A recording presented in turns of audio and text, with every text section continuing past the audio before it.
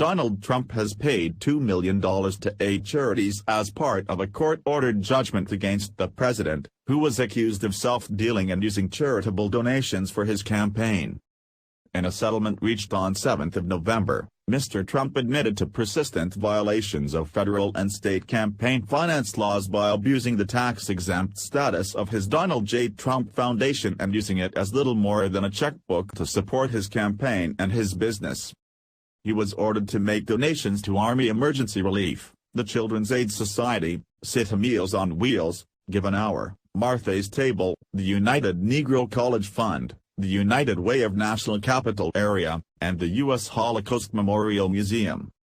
Mr. Trump also agreed to distribute $1.8 million remaining in his foundation's coffers among the same charities. In total, each of the 8 received just over $476,000. Last year, the president said on Twitter that he won't settle the case and called it a political attack from sleazy New York Democrats. A June 2018 lawsuit charged the foundation's directors, which include Mr. Trump's children Donald Trump Jr., Eric Trump and Ivanka Trump, with ignoring their oversight duties while Mr. Trump used the foundation to support his campaign.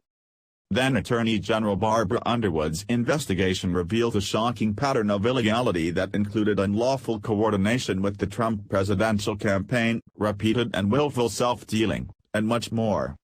A settlement included the dissolution of the foundation, as well as 19 factual admissions of their illegal activity.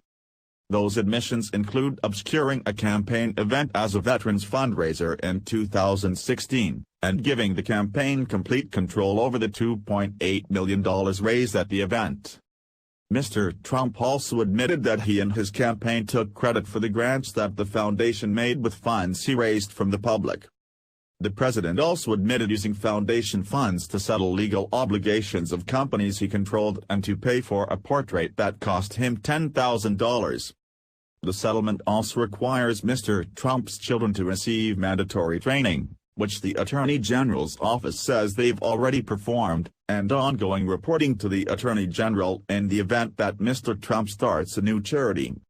In a statement, New York Attorney General Letitia James said, "Charities are not a means to an end, which is why these damages speak to the president's abuse of power and represent a victory for not-for-profits that follow the law. Funds have finally gone where they deserve, to 8 credible charities.